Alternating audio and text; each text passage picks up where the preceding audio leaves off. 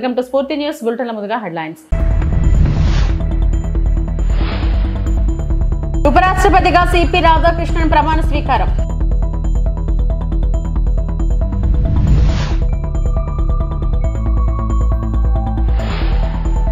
తిరుమల శ్రీవారి సేవలో నిర్మలా సీతారామన్.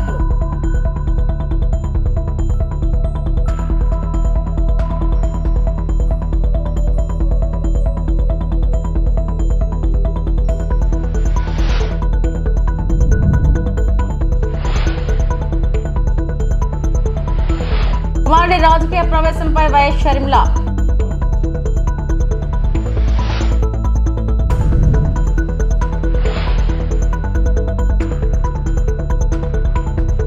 భారత ఉపరాష్ట్రపతిగా సిపి రాధాకృష్ణన్ ప్రమాణ స్వీకారం చేశారు. ఉదయం 10 గంటలకు రాష్ట్రపతి ద్రౌపది ముర్ము ఆయనతో ప్రమాణం చేయించారు. ఈ కార్యక్రమంలో ప్రధాని నరేంద్ర మోడీతో పాటు కేంద్ర హోంమంత్రి అమిత్ షా, కేంద్ర మంత్రులు నితిన్ గడ్కరీ, జేపీ నడ్డా, మాజీ ఉపరాష్ట్రపతులు Jagdeep Dhankhar, M Venkaiah Naidu, AP governor justice Abdul Nazeer, AP ముఖ్యమంత్రి చంద్రబాబు నాయుడు, డిప్యూటీ సీఎం పవన్ కళ్యాణ్ తదితరులు పాల్గొన్నారు.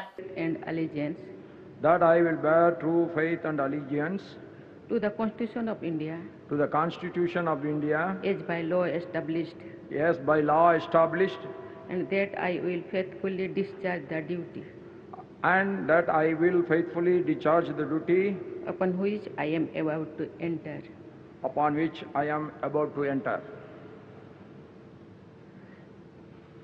Congratulations.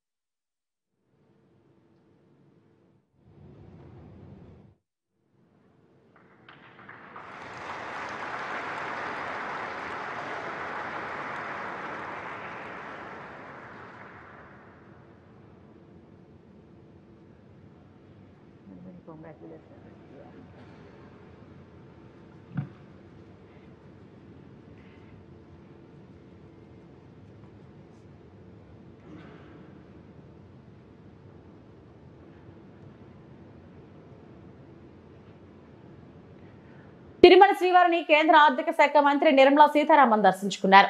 శుక్రవారం వేకువజామున శ్రీవారి అభిషేక సేవలో పాల్గొన్న ఆమె మరోసారి వీఐపీ ప్రారంభ విరామ దర్శన సమయంలో స్వామివారి సేవలో పాల్గొన్నారు. టీటీడీ అదనపు ఈవో వెంకయ్య చౌదరి నిర్మలమ్మకు స్వాగతం పలికి దర్శన ఏర్పాట్లు చేశారు.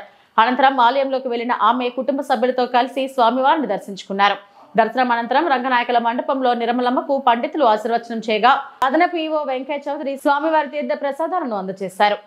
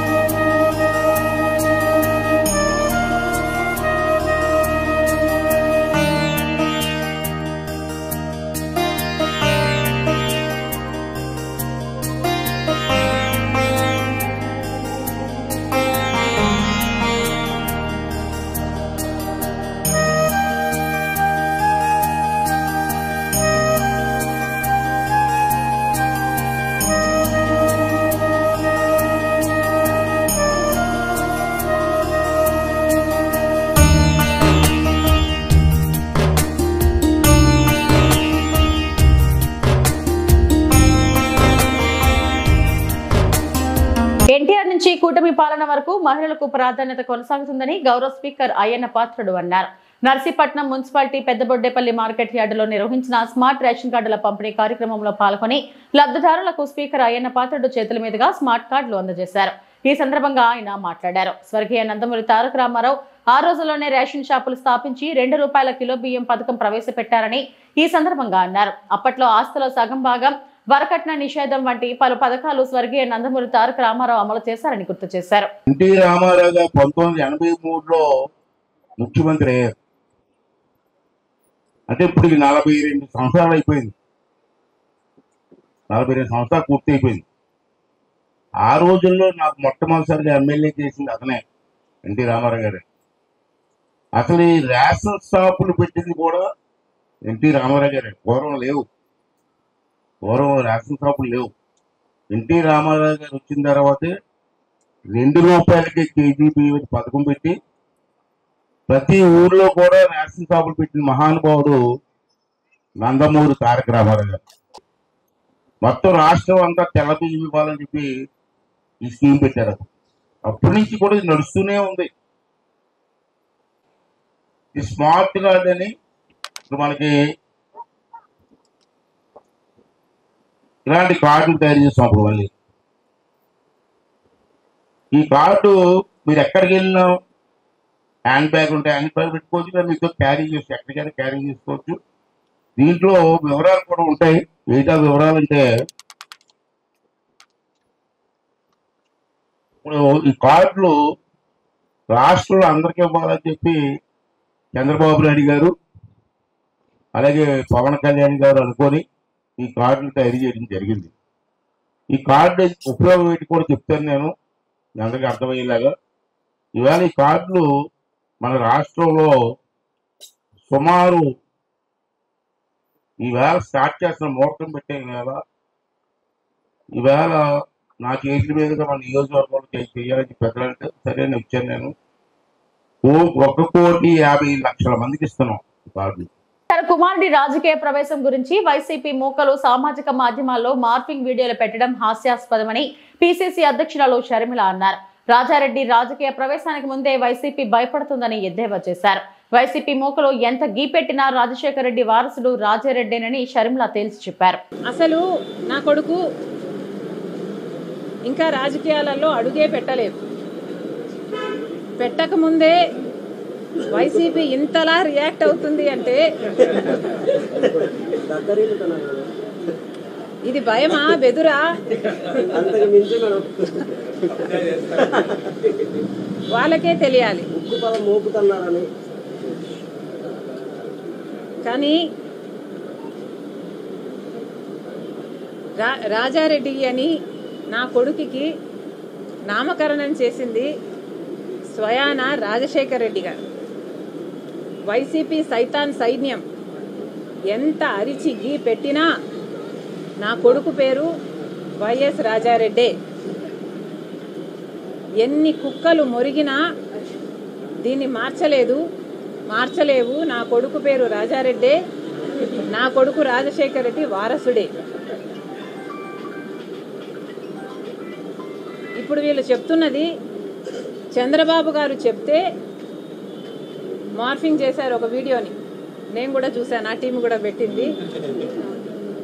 మార్ఫ్ చేసిన వీడియోలో చంద్రబాబు గారు చెప్తే నా కొడుకు రాజకీయాలలో వస్తాడు అని నేను చెప్పినట్టు కష్టపడి మార్ఫింగ్ చేశారు. చూస్తే నాకు చాలా నవ్వు వచ్చింది. ఇంత కష్టం మీకు అవసరమా అనిపించింది. చంద్రబాబు గారు చెప్తే నా కొడుకుని రాజకీయాలలోకి తీసుకొస్తాను అని మీరు చెప్తున్నారే, మరి ఎవరి చెప్తే జగన్మోహన్ రెడ్డి గారు ఉపరాష్ట్రపతి ఎన్నికల్లో ఒక ఆర్ఎస్ఎస్ అభ్యర్థికి మద్దతు ఇచ్చారో వైసీపీ సమాధానం చెప్పాలి. నిస్సిగ్గుగా ఈరోజు మిగతా వాళ్ళ గురించి మాట్లాడుతున్నారు. నిస్సిగ్గుగా జగన్మోహన్ రెడ్డి గారు స్వయంగా ఒక ఆర్ఎస్ఎస్ అభ్యర్థికి మద్దతు ఇచ్చారు అంటే ఇది ఎంత అవమానకరం. అసలు రాజశేఖర రెడ్డి గారు బీజేపీని వ్యతిరేకించిందే బీజేపీ ఆర్ఎస్ఎస్ సిద్ధాంతాన్ని ఫాలో అవుతుంది కాబట్టి. అలాంటి ఆర్ఎస్ఎస్ అభ్యర్థికి జగన్మోహన్ రెడ్డి గారు వైసీపీ మద్దతు ఇచ్చారు అంటే ఈరోజు రాజశేఖర రెడ్డి గారు గనుక బ్రతికే ఉండుంటే జగన్మోహన్ రెడ్డి గారిని చూసి అవమానంతో సిగ్గుతో తలదించుకునేవాడు రాజశేఖర రెడ్డి గారు. ఎన్టీఆర్ జిల్లా ఇబ్రహీంపట్నం డాక్టర్ ఎన్టీపీఎస్ యాజమాన్య నిర్లక్ష్య వైఖరితో స్థానికంగా ఉన్నటువంటి లారీల యజమానులకు బూడిద లోడింగ్ ఇవ్వకుండా జెన్కో యాజమాన్యం అన్యాయం చేస్తుందని లారీ యూనియన్ అసోసియేషన్ వారు ఆరోపించారు. ఎన్టీపీఎస్ వారి బూడిద చెరువు ద్వారా స్థానికంగా ఉన్నటువంటి టిప్పర్ లారీల యజమానులకు డ్రైవర్లకు బూడిద రవాణా ద్వారా ఎన్నో కుటుంబాలు ఉపాధి పొందుతున్నారు. అటువంటి బూడిద చెరువును ప్రైవేట్ కంపెనీల వ్యక్తులకు తక్కువ రేటుకే కట్టబెడుతున్నారని, స్థానికంగా ఉన్నటువంటి లారీల వారికి మాత్రం ఎక్కువ రేట్లకు అమ్మడానికి టెండర్లు పిలిచారన్నారు. బూడిద కాలుష్యం మాకు, దాని నుండి సంపద బయట వ్యక్తులకా అని ప్రశ్నించారు. ఈ బూడిద రవాణాపై చాలా కుటుంబాలు ఆధారపడ్డాయని, ఆ లోడింగ్ లేకుండా చేసి ఆ కుటుంబాలను రోడ్డున పడేవద్దని లారీ అసోసియేషన్ వారు ఆవేదన వ్యక్తం చేశారు. ఈ కార్యక్రమంలో ఇబ్రహీంపట్నం మండల లారీ యజమానులు అసోసియేషన్ వారు, గ్రామ ప్రజలు, తుమ్మలపాలెం గ్రామ తెలుగుదేశం పార్టీ నాయకులు, దేవరకొండ సత్యనారాయణ, బొమ్మ రామలక్ష్మణ్, ఇతర స్థానిక నాయకులు, కార్యకర్తలు, లారీ డ్రైవర్లు, క్లీనర్లు పాల్గొని వారికి సంఘీభావం తెలిపారు. ఈ నోటిఫికేషన్ ద్వారా టెండర్ అనేది ఖరారు చేశారు. ఇది ఒక బోటకు నోటిఫికేషన్. ఇది కేవలం రోజుకి 22,500 రూపాయలు మాత్రమే క్యాష్ పాయింట్కి ఇచ్చి వాళ్ళు కొనుగోలు చేస్తున్నారు. 3 రూపాయలకి ఎన్టీపీఎస్ కాంట్రాక్టర్కి ఇస్తే మాకు 150కి అని చెప్పి ఫైనల్ చేశారు రేటు. అదేవిధంగా రోజుకి 22,500 వాళ్ళు అమ్మడానికి సిద్ధంగా అయ్యారు. అంటే మేము వాళ్ళకంటే కోరిన ₹1 ఎక్స్ట్రానే ఇస్తాం. మీరు మాకు ఇస్తారా టెండర్లో? వీళ్ళందరి తరపున మేము మాట్లాడతాం, వీళ్ళందరి తరపున మేము టెండర్లు వేస్తాం, మాకు ఇస్తారా? ఇది ఒక సూట్ కేస్ కంపెనీ. ఇది అనేది ఒక సూట్ కేస్ కంపెనీ. టెండర్లు ఎప్పుడు కూడా పాల్గొనగా డైరెక్ట్గా వాళ్ళకి ఇచ్చేసారు. ఈ టెండర్లో ఎప్పుడు కూడా పాల్గొనకుండా డైరెక్ట్గా వాళ్ళకి ఇచ్చేసారు. ఇది ఒక దొంగ కంపెనీ. చెన్నై నుంచి ఇది కంపెనీ టెండర్లు వేసారు. ఇది వెంటనే రద్దు చేయాలి. రద్దు చేసి స్థానికానికి న్యాయం చేయాలి. మొదటి సంవత్సరం ₹3, రెండో సంవత్సరం ₹3.25, మూడో సంవత్సరం ₹3.5 పన్ను చొప్పున వాళ్ళకి ఇవ్వడం జరిగింది ఈ నోటిఫికేషన్ ద్వారా. కానీ ఇక్కడ వాళ్ళకి వచ్చేది కేవలం బీటీపీఎస్కి రోజువారీ ఆదాయం ₹25,500 మాత్రమే. టోటల్గా 12,33,33,500 మాత్రమే వాళ్ళకి ఇది సమకూరుతుంది. కానీ 150 కోట్లు టెండర్ అని చెప్పి బోటకు నోటిఫికేషన్ తయారు చేసి ఈ నోటిఫికేషన్ ద్వారా వాళ్ళకి టెండర్ అనేది ఖరారు చేశారు. దీని వెంటనే ఈ టెండర్ని రద్దు చేయాలి. ఈ రద్దు చేసి వెంటనే లోకల్ లారీలో వాళ్ళకి ఉన్న ఈ చుట్టుపక్కల లోకల్ గ్రామాల 7 గ్రామాల ప్రజలకి న్యాయం చేయాలి, లోడింగ్ ఇవ్వాలి. ఇది మా డిమాండ్. లేని పక్షంలో రేపటి రోజున మేము మళ్ళీ నిరాహార దీక్షకైనా సిద్ధంగా ఉంటాం. ప్రజలకు ఇబ్బంది కలగకుండా త్వరగా తినుమర్రికుంట చెరువు మరమ్మతులు చేయండి.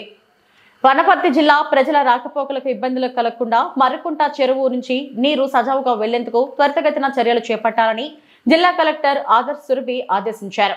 శుక్రవారం కలెక్టర్ మర్రికుంట చెరువు బండను సందర్శించి అక్కడ నుంచి నీటి ప్రవాహ మార్గాలను, పరిస్థితులను అధికారులను అడిగి తెలుసుకున్నారు. స్థానికులు అధికారులతో మాట్లాడి కాల్వ ప్రవహించే మార్గాన్ని పరిశీలించారు. ఈ సందర్భంగా మాట్లాడుతూ ప్రజల రాకపోకలకు ఇబ్బందులు కలగకుండా మర్రికుంట చెరువు నుంచి నీరు సజావుగా వెళ్లేందుకు త్వరితగతిన చర్యలు చేపట్టాలని ఆదేశించారు.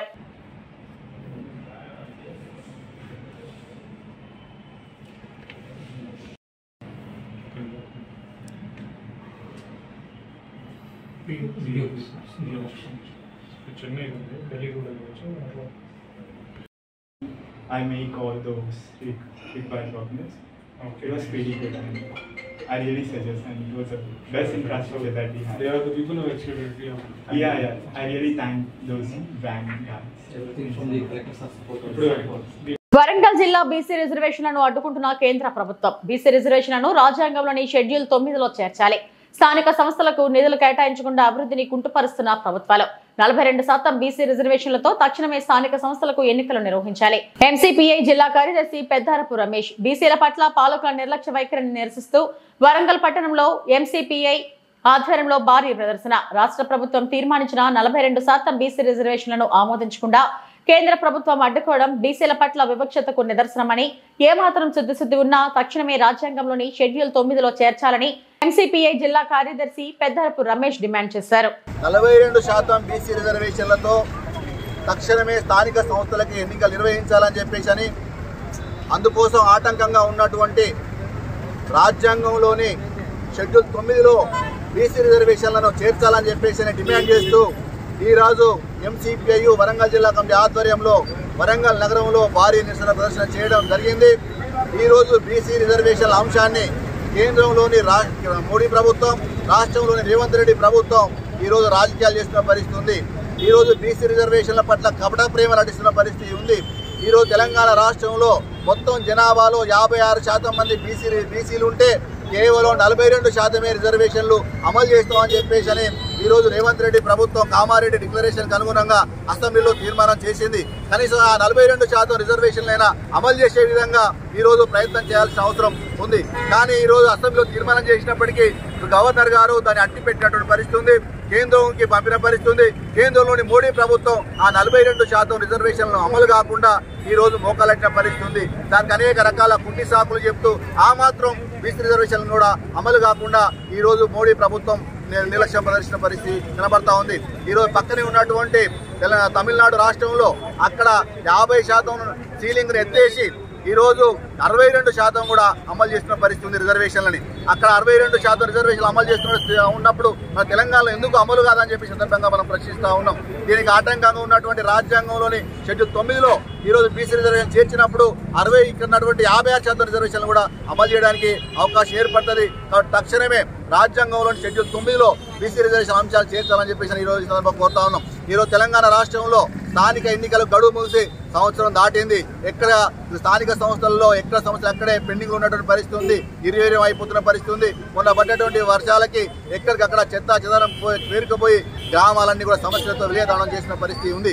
కాబట్టి తక్షణమే స్థానిక సంస్థలకు ఎన్నికలు నిర్వహించే విధంగా రాష్ట్రంలోని రేవంత్ రెడ్డి ప్రభుత్వం, అదేవిధంగా కేంద్రంలోని మోడీ ప్రభుత్వం ఈరోజు నిర్ణయాలు తీసుకోవాల్సిన అవసరం ఉంది. అందుకు అనుగుణంగా ఈరోజు 9వ షెడ్యూల్లో బీసీ రిజర్వేషన్ చేర్చి 42% రిజర్వేషన్లతో స్థానిక ఎన్నికలు నిర్వహించాలని చెప్పి డిమాండ్ చేస్తా ఉన్నాం. లేకపోతే రాబోయే రోజులలో వామపక్ష శక్తులతోటి సామాజిక శక్తులతో కలిసి ఐక్య ఉద్యమాలకి శ్రీకారం చుట్టాలని సందర్భంగా హెచ్చరిస్తా ఉన్నాం. ములుగు జిల్లా వెంకటాపురం మండలంలోని గోదావరి నదిలో 12 ఇసుక రీచ్ల ఏర్పాటు కొరకు అధికారుల బృందం సర్వే చేయడం విమర్శలకు తావిస్తుంది. వర్షాకాలం ముగియక ముందే నిన్న మొన్నటి వరకు భారీ వరదలతో ప్రవహించిన గోదావరిలో నాటు పడవలో రైజింగ్ కాంట్రాక్టర్ల ఆధ్వర్యంలో అధికారులు వెళ్లి ఇసుక ర్యాంపులకు సర్వే చేయడం విడ్డూరంగా ఉందని ప్రజలు వాపోతున్నారు.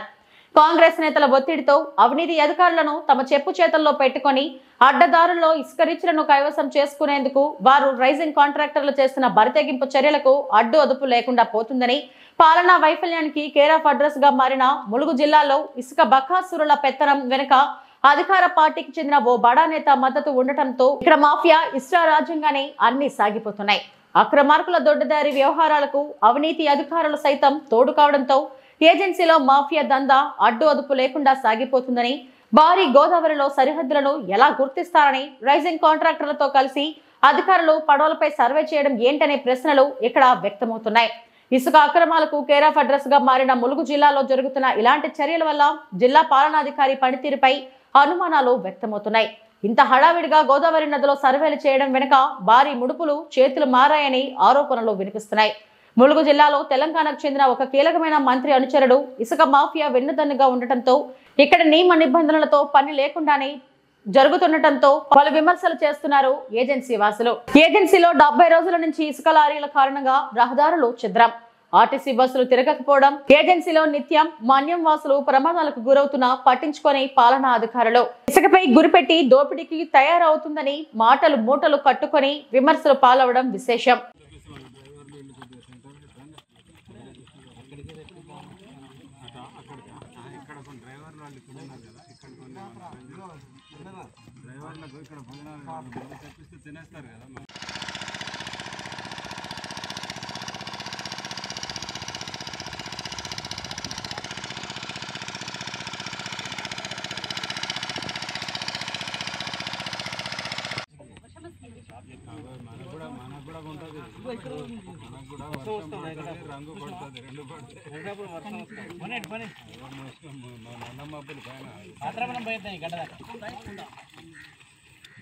ఇవి ఇప్పటివరకు నా బులెటిన్ అప్డేట్స్. నమస్తే.